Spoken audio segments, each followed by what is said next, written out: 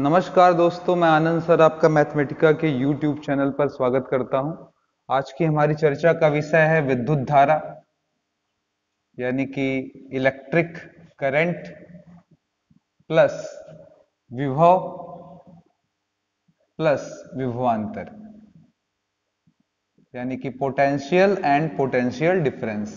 तीन हेडिंग हमारी चर्चा का आज के अंतर्गत आती है। विद्युत धारा, विभव प्लस विभवांतर, यानी कि इलेक्ट्रिक करंट, पोटेंशियल और पोटेंशियल डिफरेंस। इसमें शुरुआत हम विद्युत धारा से करते हैं। नॉर्मली आप समझ रहे हैं, सामान्य अवस्था में यहाँ पर हमारा न्यूट्रॉन और प्रोटॉन रहता है, बाहर के कक्षों में इलेक्ट्रॉन आपका रिवॉल्व करता रहता है। उसमें भी सबसे बाह्यतम कक्ष में, जिसे हम संयोजी इलेक्ट्रॉन कहते हैं, जब वो बाहर से कुछ धूप धाप पाता है या ऊर्जा पा जाता है तो इलेक्ट्रॉन निकलकर बाहर मूव करने लगता है। पर ये रैंडम मोशन करता है, इधर उधर जिधर भी चाह पाता है उधर जाने लगता है। लेकिन अगर हम बाहर से कोई इलेक्ट्रिक फील्ड यानी कि वैद्युत क्षेत्र लगा दें और इसे मजबूर कर दें, बाध्य कर दें कि ये एक ही दिशा में बहने लगे, तो इसके बहने पर हमें एक ही दिशा में, मान लीजिए अगर ये इस दिशा में बह रहा है सारे इलेक्ट्रॉन्स, तो हमें इसकी अपोजिट दिशा में करंट यानी कि विद्युत धारा प्राप्त हो जाती है। यानी कि हम कह सकते हैं विद्युत धारा पैदा होने का मूल कारण क्या है? इलेक्ट्रॉनों का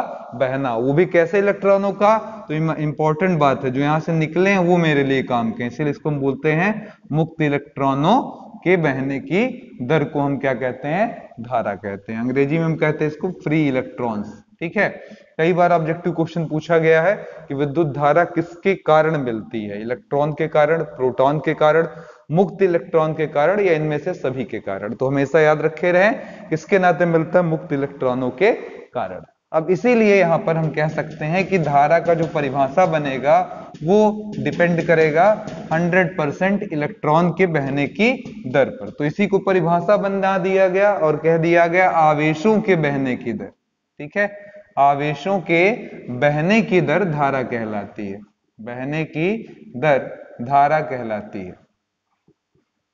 ठीक है, चलिए अब यहां पर इंपॉर्टेंट बात यह है, इसी को हम कहते हैं, मतलब अंग्रेजी में अगर बोलना हो तो rate of flow of charge. Rate of flow of charge is called electric current.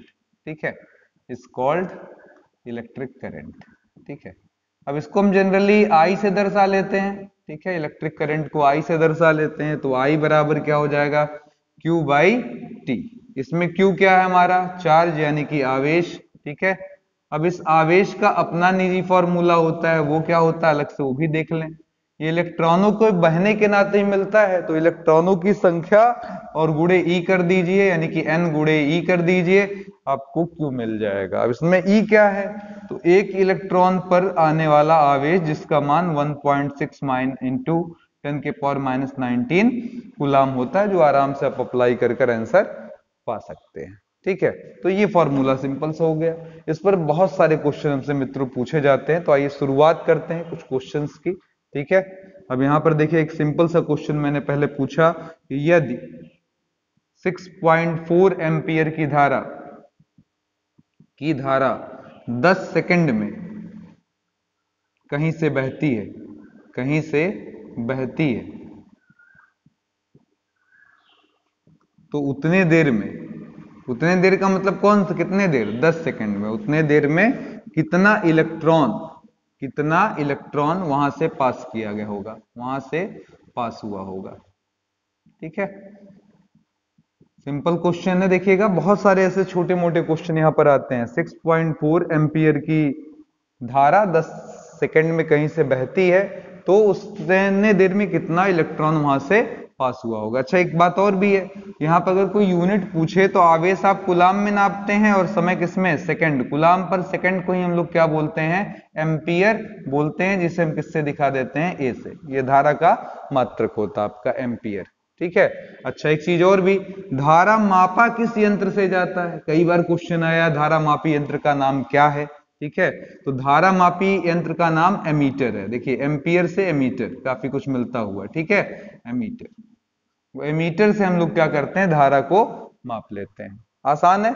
चलिए, यदि 6.4 एम्पियर की धारा 10 सेकंड में कहीं से बहती है, तो उतने देर में कितना इलेक्ट्रॉन वहां से पास हुआ होगा। सिंपल सा क्वेश्चन है, फिर से देख लें। यदि 6.4 एम्पीयर की धारा 10 सेकंड में कहीं से बहती है तो उतने देर में कितना इलेक्ट्रॉन वहां से पास हुआ होगा। आइए इस पर चर्चा कर लेते हैं। तो यहाँ पर देखिए 6.14 एम्पीयर की धारा अगर 10 सेकंड में कहीं से बह रही है, हम मान लेते हैं, ठीक है।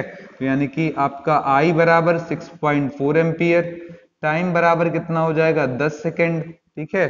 तो I बराबर हमारा क्या होता है, तो जवाब होगा सर Q बाई टी, इसलिए Q बराबर क्या हो जाएगा I इंटू टी। I का मान 6.4 इंटू 10 यानी कि हो गया 64। अब ये तो हो गया हमारा आवेश जो कि कूलाम में आता है, तो यहाँ पर हम कह सकते हैं कि आवेश का मान 64 कूलाम। पर हमसे पूछा कितना इलेक्ट्रॉन वहां से गुजरा है, तो अब बोलिए इसके लिए क्या करें, Q की जगह क्या लिख दें, N इंटू E बराबर 64, N बराबर 64 बटा E का मतलब 1.6 इंटू 10 के पावर माइनस 19, एक दशमलव काटिए, ऊपर ये आ जाएगा 16 चौक का 64, ये 40 हो गया। इसे ऊपर ले आए तो 40 गुणे 10 के पावर 19 हो जाएगा। फिर लिखेंगे 4, एक दशमलव यहां बढ़ा दीजिए 4.0, एक अंक इधर, तो 10 के पावर 20, यानी कि 4 गुणे 10 के पावर 20 इलेक्ट्रॉन वहां से होकर गुजरे होंगे उतने देर में। ठीक है, क्लियर है, आसान है, बहुत आराम से समझा जा सकता है मित्रों, इसमें कुछ है नहीं, फॉर्मूला इजी है, I बराबर Q बाई टी, और उसी पर हमको लगा लेना है क्वेश्चन। ठीक है, अब देखिए मैंने अभी आपसे बोला कि मुक्त इलेक्ट्रॉनों के कारण ही हमको धारा मिलती है, तो क्वेश्चन हमारा ले देकर कहीं ना कहीं मुक्त इलेक्ट्रॉन पर भी बन जाता है। ठीक है, यहां पर देखिएगा कोई पिंड, ऐसे मैंने बोला कोई पिंड या तत्व जो भी है, कोई पिंड 1 लाख कणों से बना है, कणों से बना है। ठीक है, यदि उसके केवल 10% कण, 10% कण, ठीक है, एक एक इलेक्ट्रॉन का दान दें, एक एक इलेक्ट्रॉन का दान दें, ठीक है, तो आगे लगा दीजिए क्वेश्चन ये, तो वहां कितना आवेश होगा, मतलब कितना चार्ज होगा। हर आपका कण, हर कण नहीं सॉरी, सभी कणों का केवल 10% एक एक इलेक्ट्रॉन का दान दे रहा है, तो वहां पर कूलाम आवेश आपका कूलाम में कितना होगा। तो देखिएगा Q बराबर हमारा क्या होता है N इंटू ई, तो E में कोई डाउट नहीं है 1.6 इंटू 10 के पावर माइनस 19, पर यहां पर क्वेश्चन ये कि N क्या है सर।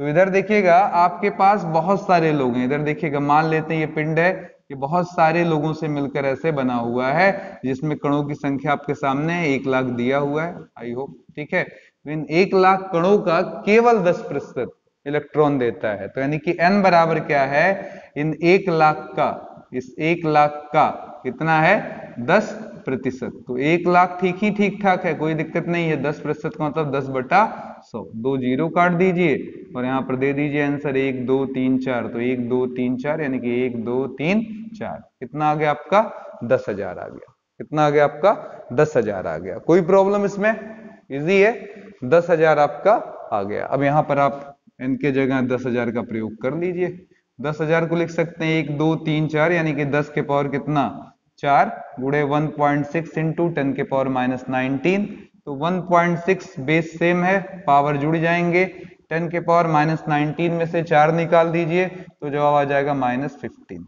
ठीक है, कोई प्रॉब्लम, आंसर है 1.6 इंटू 10 के पावर माइनस 15, और आगे क्या लगा सकते हैं हम यहाँ पर कूलाम। ठीक है, चलिए अगले क्वेश्चन की तरफ चलते हैं। किसी तार से, नेक्स्ट क्वेश्चन, किसी तार से, किसी तार से 10 सेकंड में, 10 सेकंड में 10 के पावर 10 इलेक्ट्रॉन होकर गुजरते हैं, इलेक्ट्रॉन होकर गुजरते हैं।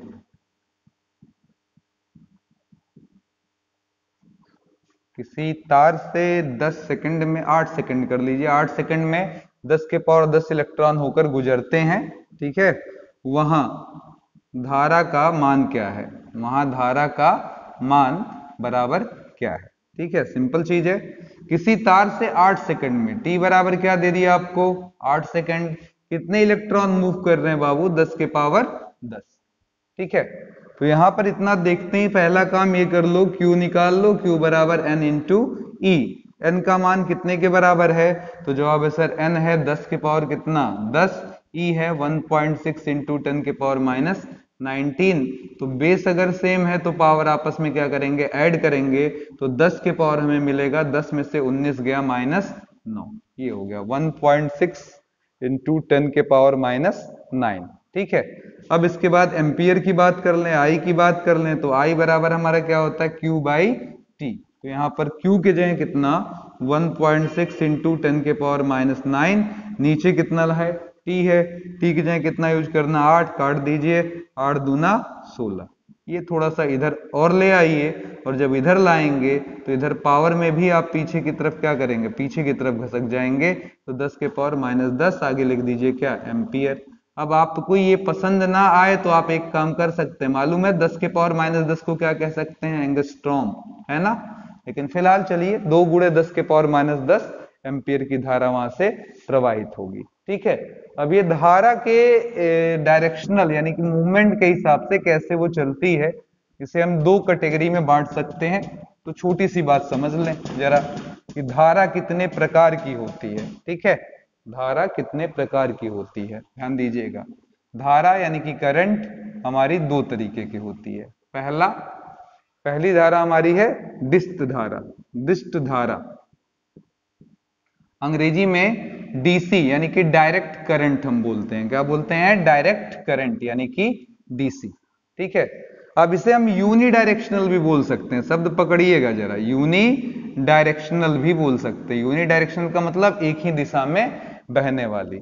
तो ऐसी करंट जो एक ही दिशा में बहती है उसे हम लोग क्या कहते हैं, डिस्ट धारा का नाम देते हैं। ठीक है, कोई प्रॉब्लम इसमें, मुझे नहीं लगता कोई प्रॉब्लम होगी, आसान चीज है। ठीक है, चलिए अब इसके बाद यहां बढ़ते हैं। क्या सर जी जो यूनी डायरेक्शनल होगा इसका कोई एग्जांपल भी बता दीजिए, तो देख लीजिएगा, क्योंकि कभी कभी आ जाता है क्वेश्चन कि बैटरी से बहने वाली धारा कैसी है। तो घरों में जो हमारी बैटरी होती है, ठीक है, बैटरी से प्राप्त करंट जो होता है वो हमारा क्या होता है, डिस्ट धारा होता है, वो यूनी डायरेक्शनल होता है, एक ही दिशा में बहता है। दूसरा प्रत्यावर्ती धारा।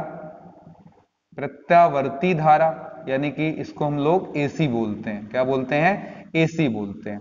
ठीक है, अल्टरनेटिव करंट, इसमें क्या होता है, यहां पर हमारा तो एक ही डायरेक्शन में बार बार करंट फ्लो करता है, देख रहे हैं, और इसमें क्या करता है, बार बार करंट की दिशा क्या करती है, चेंज अप होती रहती है, प्लस माइनस ऐसे चलती रहती है। तो इसको हम लोग प्रत्यावर्ती धारा या एसी बोल देते हैं। क्लियर हो गया। अब ये प्रत्यावर्ती धारा कहां बहती है, तो देखिएगा ये बहुत बेहतरीन एग्जांपल है, क्योंकि ये क्वेश्चन इससे भी ज्यादा पूछा गया, घरों में बहने वाली धारा कैसी होती है। तो घरों में जो हमारे पास पोल से लाइट आती है वो कैसी होती है, एसी होती है। तो घरेलू धारा क्या है हमारी, एसी होती है।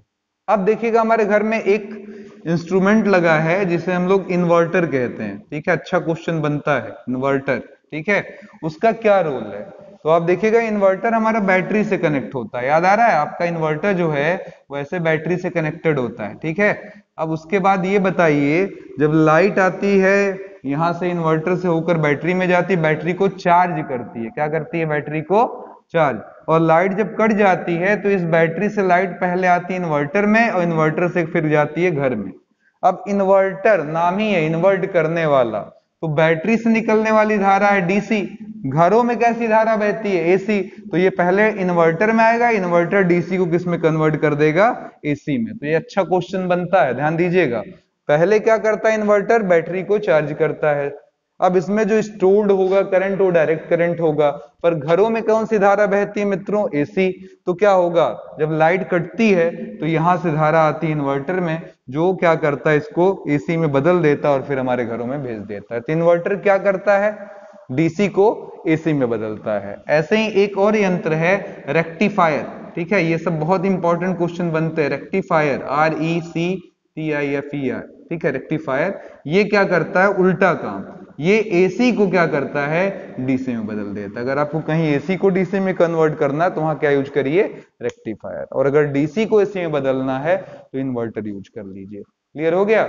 अब यहां पर देखिएगा, एक दिमाग में बात चल रही होगी कि सर कोई भी जो चीज है वो आवेश जो है वो अपने इर्द गिर्द की चीजों को अट्रैक्ट कर लेता है। ठीक वैसे ही जैसे चुंबक है, चुंबक के आसपास अगर आप लोहा लेकर आए, ठीक है, तो वो क्या करता है, लोहे जैसी वस्तुओं को, कोई भी चुंबक क्या करता है, अगर आप यहाँ पर कील ले आइए, खट से क्या करेगा, चिपका लेगा। ऐसे ही हमारा आवेश भी होता है, पॉजिटिव और निगेटिव, ये भी क्या करते हैं, खट से किसी भी दिए गए आवेश को या तो चिपका लेते हैं या तो अपने से दूर भी ढकेल देते हैं। ऐसा क्यों होता है? तो इसके पीछे का कारण ये है कि किसी भी आवेश के चारों तरफ एक आभा मंडल होता है। आभा मंडल का मतलब हम कह सकते हैं तेज। जैसे कोई आदमी अगर 10 लोगों के बीच में खड़ा है तो उसमें एक ऐसा अट्रैक्शन होता है, हो सकता है उतना अट्रैक्टिव हो कि आपकी निगाह उसी के ऊपर पड़े। वैसे हर पॉजिटिव और निगेटिव चार्ज के पास एक आभा मंडल यानी कि एक उसके सराउंडिंग में फील्ड होती है जिसे हम विद्युत क्षेत्र कहते हैं। मतलब इस आवेश के चारों तरफ एक खास तरीके का क्षेत्र होगा जिसके नाते दूसरा आवेश फील करेगा, या तो आकर्षण या तो प्रतिकर्षण। तो इसके चारों तरफ होता है। पॉजिटिव चार्ज से देखा गया है अधिकतर कि पॉजिटिव चार्ज से जो इलेक्ट्रिक फील्ड निकलती है वो हमेशा उस चार्ज से क्या होती है, अवे होती है, उससे दूर होती है, ठीक है। जबकि निगेटिव चार्ज के मामले में ये उसी के तरफ होती है, मतलब अंदर की तरफ ऐसे आती है, ठीक है।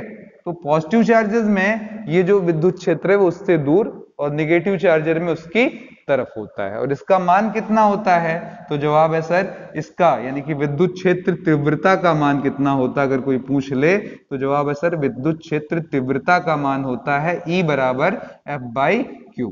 अभी एक हेडिंग पहले आपने कूलाम बल पढ़ा था, आपको याद होगा इसकी वैल्यू मैंने बताई थी 1/4। ना बताई हो तो ऐसे लिखा होगा 9 × 10⁹ Q1 Q2 बाई क्या R² बटे में K भी लगा था परावैद्युतांक के नाते, उसमें एक चार्ज वही होगा जिसकी बात हो रही, तो यहाँ पर Q लगा दिया, ये कट गया। तो वाकई में इसका फॉर्मूला कहा जा सकता है E बराबर 9 × 10⁹ Q/R²। यानी कि अगर किसी चार्ज से R दूरी पर पूछा जाए कि यहाँ इलेक्ट्रिक फील्ड क्या होगा तो फॉर्मूला हुआ 9 × 10⁹। इसमें K का बहुत रोल नहीं है क्योंकि हमने बार बार बोला हमसे जो ज्यादातर सवाल है वो हवा में पूछा जाता है या निर्वात में पूछा जाता है, इनके लिए K का मान क्या होता है 1, तो इसलिए बहुत उसको केयर नहीं करना। इंटू Q बाई क्या लिख सकते हैं R²। तो कोई चार्ज अगर Q है उससे R दूरी पर आपको इलेक्ट्रिक फील्ड निकालना, फॉर्मूला 9 × 10⁹ इंटू Q/R²। ठीक है, उम्मीद करता हूं ये छोटी सी टॉपिक जहां से कोई सवाल हमारे पॉलिटेक्निक में इस वाली हेडिंग से कुछ खास नहीं बनता, ना पूछा जाता है, ठीक है। अपवाद में कभी आ गया हो कि जबरदस्ती आपको बजाने के लिए कहीं कुछ उठाकर पटक दे तो बात अलग है, ठीक है। हाँ, अब यहां पर मैं कॉमन सवाल बता सकता हूं कि आपका जो सेम चार्जेज होते हैं जैसे पॉजिटिव पॉजिटिव, उनमें क्या होता है रिपल्सन, ये मैं पहले ही बता चुका हूं, प्रतिकर्षण, ठीक है। इसी तरीके से अगर आप निगेटिव निगेटिव भी हैं तब भी आप में क्या होगा, प्रतिकर्षण। अगर आप प्लस हैं दूसरा क्या है माइनस, एक माइनस है दूसरा क्या है प्लस, तो इस स्थिति में आपके बीच में क्या होगा, आकर्षण होगा, ठीक है, अट्रैक्शन होगा। क्लियर हो गया? तो ये बहुत ही सिंपल सी चीज है, ये दिमाग में रखी जा सकती है कि प्लस प्लस माइनस माइनस के बीच में प्रतिकर्षण, प्लस माइनस और माइनस 20 प्लस के बीच में क्या होता है, आकर्षण होता है, ठीक है। चलिए अब हम अपने काम की हेडिंग पर आते हैं, विद्युत विभव और विभवांतर, ठीक है। विद्युत विभव क्या है? इलेक्ट्रिक पोटेंशियल, इलेक्ट्रिक पोटेंशियल, ठीक है, विद्युत विभव।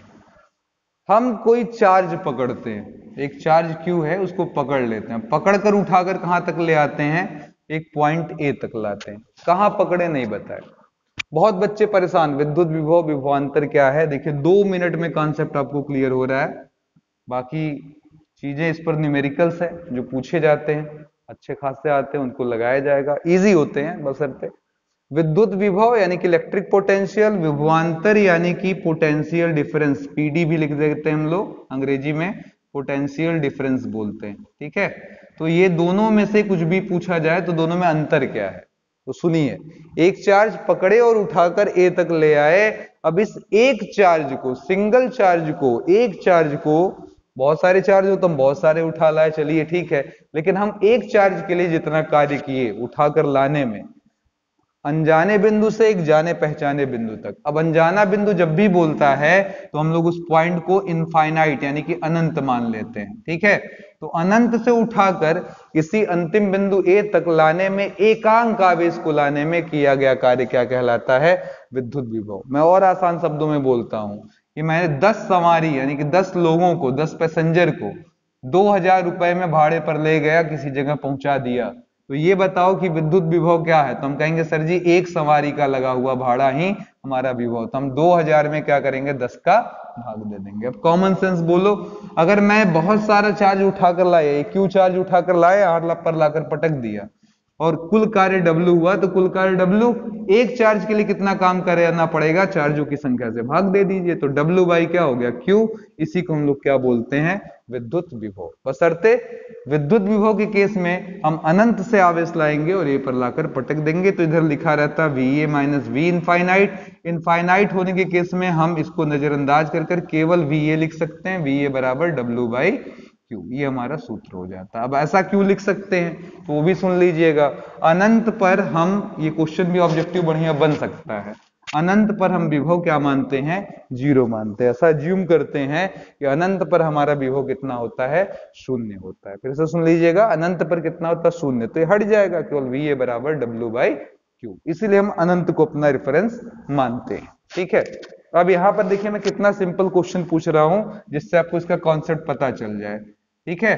10 कूलाम आवेश को अनंत से लाने में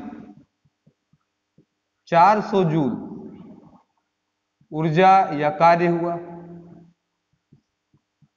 ठीक है। तो विभव कितना होगा? विभव क्या होगा? ठीक है, एक क्वेश्चन ये हो गया। उसके भी पहले यहां वापस आ जाइए जरा। W यानी कि कार्य को हम किस में नापते हैं? जूल में। इसको Q को किस में नापते हैं? लगातार चर्चा हो रही है, कूलाम में। तो इसे हम जूल प्रति कूलाम बोलते हैं, और इसे हम लोग क्या बोलते हैं? इसी चीज को जूल प्रति कूलाम ना बोलना चाहे तो शॉर्ट में क्या बोल लेंगे? वोल्ट बोल लेंगे, नॉर्मली V से ही दिखा लेंगे, ठीक है। तो ये होता है आपका मात्रक विभव का, ठीक है। इसमें कोई डाउट नहीं है ना? चलिए, तो 10 कूलाम आवेश को अनंत से लाने में 400 जूल कार्य हुआ, तो विभव कितना हो? मुझबानी है, 10 आदमी ढोने में 400, एक आदमी ढोने में 400 में 10 का भाग 40, एक को 40, 40 दहा में 400, ऐसे भी कह सकते हैं। और अगर मैथमेटिकली लगाना चाहते हैं, कहिए सर कार्य बराबर कितना? 400 और आवेश बराबर 10 है, तो V बराबर क्या हुआ? W बाई क्या? Q।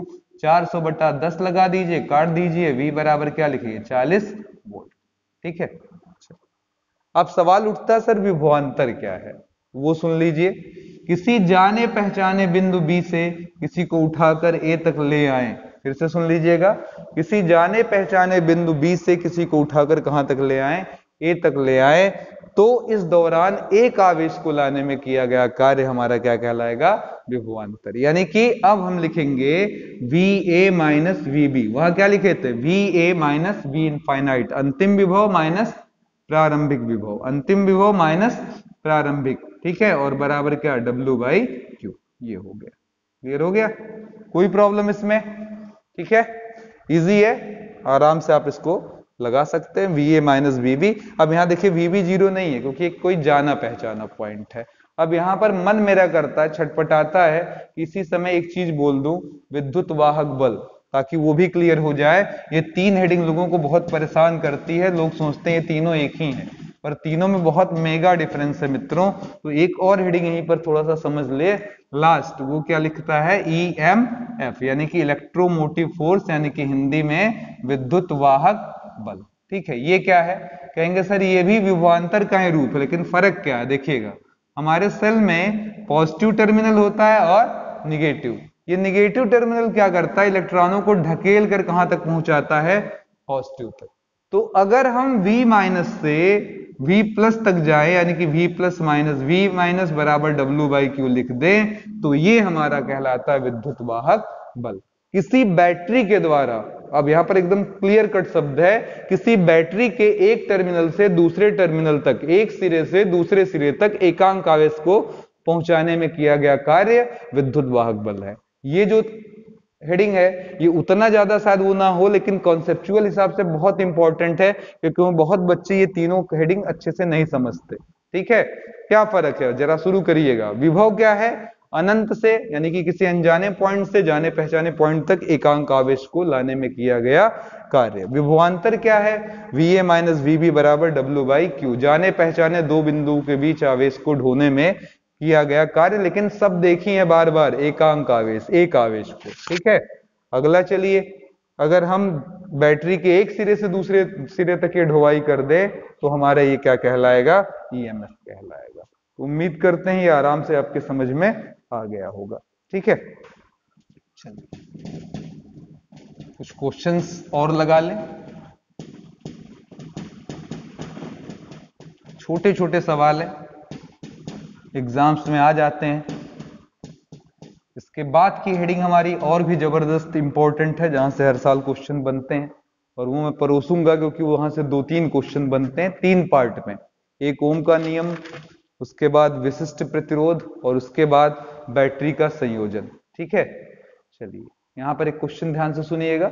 एक चालक के सिरे के बीच विभवांतर 7.5 है। इधर देखिएगा क्वेश्चन क्या कहता है, कोई चालक है, इसके सिरे ये A ले लें, ये B ले लें, यानी कि हम कह सकते हैं VB माइनस VA मान लेते हैं। कितना हो गया, 7.5 वोल्ट है। एक मुक्त इलेक्ट्रॉन एक सिरे से दूसरे सिरे तक ले जाने में कितना कार्य करना पड़ेगा, ये पूछ रहा है। ठीक है, W कितना होगा, आसान है।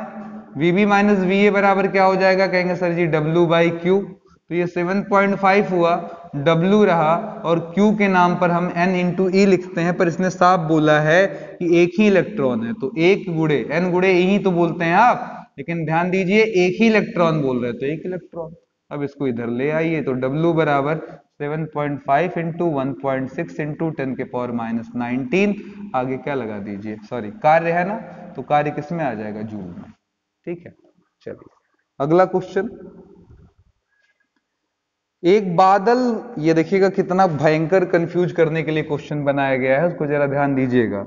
एक बादल भूमि के सापेक्ष, ठीक है, एक बादल है आसमान में, ये जमीन है, तो एक बादल भूमि के सापेक्ष, यानी कि बादल को हम B कह दें और भूमि को, अच्छा नहीं, चलिए क्लाउड कह लेते हैं। C फॉर क्लाउड, क्लाउड माने बादल, और E फॉर अर्थ, अर्थ माने पृथ्वी। ठीक है, तो कहता है एक बादल भूमि के सापेक्ष, इसके सापेक्ष, ठीक है, यानी कि VC माइनस V, ठीक है, कितने के बराबर है, 2 गुणे 10 के पावर 4 वोल्ट के बराबर है।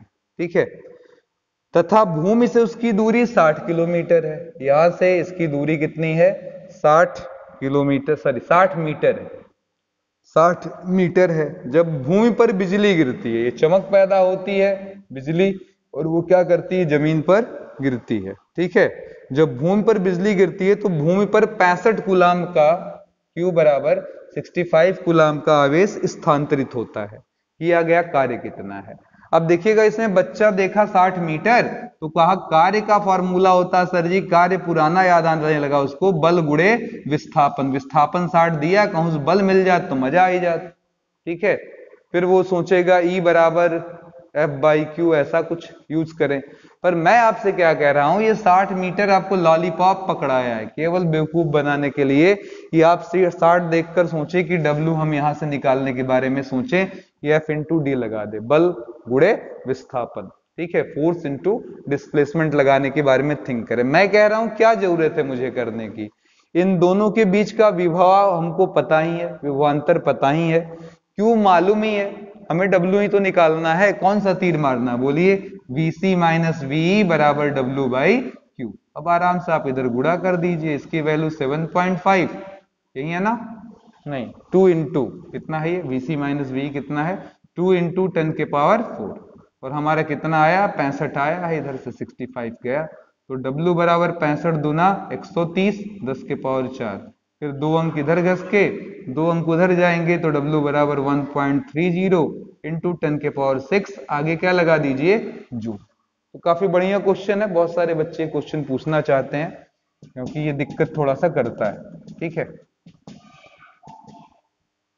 अब यहां पर एक इंपॉर्टेंट बात समझ लीजिए, अगर कोई पतला गोला हो, क्या हो, कोई पतला गोला हो जैसे तरबूज, ठीक है, अंदर से खाली हो लेकिन, तो अगर आप चार्ज डालते हैं तो अंदर कभी चार्ज नहीं रह सकता, उठकर कहां भाग आता है, इस पर, तल पर भाग आता है, इसी पर पूरा फैल जाता है चार्ज। ठीक है, तो एक बात याद रख लीजिए, चालक के अंदर, चालक के अंदर अगर कई बार ऑब्जेक्टिव पूछा गया है, चालक के अंदर, कंडक्टर के अंदर, ठीक है, के अंदर, चालक के अंदर आवेश कितना होता है, तो हमेशा याद रखे रहिएगा 0। कहेंगे फिर उसका आवेश कहां होता है, उसका पूरा आवेश कहां होता है, पूरा आवेश परत पर होता है। कहां होता है, उसके परत पर, यानी कि सरफेस पर आ जाता है। ये बहुत कॉमन सी चीज है। दूसरी चीज, अगर ये गोले पर कोई पूछ ले कि सर जिस गोले पर यहां पर इलेक्ट्रिक फील्ड का मान क्या होगा, तो सिंपल है, वही 9 इंटू 10⁹ इंटू क्यू अपान क्या लग जाएगा, R², जहां R इस बार केवल क्या हो जाएगा, गोले की त्रिज्या हो जाएगी। ये भी कभी कभी पूछ देता है, क्योंकि क्यू देकर पूछ देगा किसी गोले की त्रिज्या इतनी है, तो बताइए विद्युत क्षेत्र क्या होगा, तो 9 into 10⁹ into Q upon R² लगाकर आप आराम से इसको सॉल्व कर सकते हैं। ठीक है, सुन लीजिए वैसे ऐसा ही कुछ सवाल, किसी खोखले गोले पर, अब देखना मुझे ये है कि आपको कॉमन सेंस लगाना है। ठीक है, मैं इसको कहिए तो एक बार और भी समझा दूं, अगर मैं इस जगह पर पूछूं कि गोले पर कितना, अच्छा नहीं, सवाल के जरिए ही समझाता हूं। सवाल दिया हुआ है, किसी खोखले गोले चालक के पृष्ठ पर विभव 300 वोल्ट है। ठीक है, 300 वोल्ट है। एक मिनट में, ठीक है, क्वेश्चन है किसी खोखले गोल चालक के पृष्ठ पर 300 वोल्ट है। ठीक है, एक खोखला गोला है जिस पर 300 वोल्ट है। ठीक है, अच्छा मैं यहां पूछूं तो भी कितना होगा, 300 वोल्ट, पॉइंट ए मान लेते हैं, यहां मान लें तब भी कितना होगा, 300 वोल्ट, यहां भी 300 वोल्ट। क्यों ऐसा होगा, जरा कोई बता सकता है, तो जवाब होगा सर जी, क्योंकि यहां से हर किसी की दूरी कितनी है, आर ही है, तो इसलिए अगर हम यहां पर इलेक्ट्रिक फील्ड निकालेंगे तो 9 इंटू 10⁹ क्यू अपान R², यहां भी वही लगाएंगे 9 इंटू 10⁹, यहां पर ध्यान दीजिएगा, ई बी बराबर क्या हो जाएगा हमारा, क्यू अपॉन R²। इसी तरीके से भी होता है, पोटेंशियल के फॉर्मूले में केवल क्या फर्क पड़ता है, यही एक आर गायब हो जाएगा, आर के ऊपर का स्क्वायर गायब हो जाएगा और ये पोटेंशियल बन जाता है। तो यहाँ पर VC लिख सकते हैं, यहाँ VB लिख सकते हैं, ऐसे VA भी लिख सकते हैं। पोटेंशियल के फॉर्मूले में क्या फर्क है, कोई पूछ ले तो कह दीजिएगा सर R² के बजाय R हो जाता, तो हर जगह ऐसा कुछ हो गया। अब बझाया कितना बढ़िया, ध्यान से सुनिएगा, इन सभी का मान कितना होगा, 300। ये तो मैंने कंफर्म कर दिया, चाहे बी पर नाप लीजिए, चाहे सी पर नाप लीजिए, चाहे जहां नाप लीजिए, इन सब जगह क्या होगा आपका, हर जगह पर आपका पोटेंशियल 300, क्योंकि रेडियस पर डिपेंड करता है आपका विभव भी और इलेक्ट्रिक फील्ड भी, विद्युत क्षेत्र भी। ठीक है, विद्युत क्षेत्र और V के सूत्र में एक माइन्यूट सा डिफरेंस है, इसमें होता है अगर Q/R² तो V में आपके केवल यही हो जाता है 9 इंटू 10⁹ इंटू Q/ क्या आ जाता है, R आ जाता है। ठीक है, और इसमें केवल हम लोग Q1 Q2 लगा देते हैं। खैर मैं विभव पर चर्चा भी नहीं कर रहा हूं, अभी ध्यान से सुनिए, पहले विभव सुन लीजिएगा कितना है, कितना आपका, ठीक है, Q1 Q2/R² हो जाता है। अभी क्या लिखा हुआ है कि वहां पर 300 है, तो मैं सिर्फ ऐसे ही पूछ रहा हूं, यहां 300 वोल्ट इसने बोल दिया ए पर। अब कहता है कि सर इसी के सीध में, विकर्ण के सीध में अगर विकर्णी विपरीत बिंदु तक इसकी चार्ज को ले जाना हो तो कृत कार्य क्या होगा, यहां से उठाना है, यहां ले आना है। ठीक है, मान लेते हैं यहां, तो ये बताइए यहां क्या आपका विभवांतर अलग होगा कि सेम होगा, तो जवाब होगा सर वही होगा, जो ऊपर है वही नीचे, क्योंकि इसकी भी डिस्टेंस यहां से सेंटर से आ रही होगी, तो इसलिए यहां भी 300 होगी। अब यहां से यहां तक हमको लाना है, तो VB माइनस VA बराबर W बाई क्या लगाएंगे, Q। अब VB का मान भी 300, VA का मान भी 300, W बाई क्या, Q। इसको क्रॉस गुणा करेंगे, जीरो से किसी भी चीज का गुणा क्या आ जाएगा, जीरो, यानी कि कृत कार्य हमारा क्या हो जाएगा, शून्य हो जाएगा। असल में इसी को आप इंटरमीडिएट में जाएंगे तो इसे इक्वी पोटेंशियल सरफेस यानी कि सम विभव पृष्ठ बोलते हैं। ऐसा इसलिए क्योंकि इसके हर जगह पर हमारे विभव का मान क्या होगा, समान होगा, और जब मान समान होगा तो जब ये घटाएंगे मान यहां जीरो आएगा, क्रॉस गुणा होगा तो कार्य हमेशा क्या होगा, शून्य। यानी कि किसी समविभव पृष्ठ पर किसी भी चीज को विस्थापित करने पर किया गया कार्य शून्य होता है। इसको डायरेक्ट ऐसे क्वेश्चन भी पूछ सकता है कि एक गोला है, उसके एक बिंदु से दूसरे बिंदु तक ले जाने में किया गया कार्य क्या होगा, तो मुजबानी बोल दीजिएगा मित्रों 0। ठीक है, चलिए अगला क्वेश्चन। बिंदु ए पर हमारा विभव जो है वो 300 के बराबर है। कितने के बराबर है? 300 वोल्ट के। बी पर कितने का है? 700 वोल्ट के।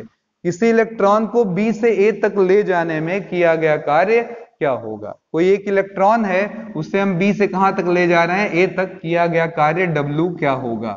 आराम से बी से ए ले गए मित्रों, V A minus V B, ठीक है, बराबर डब्ल्यू बाई क्यू लगा दीजिए।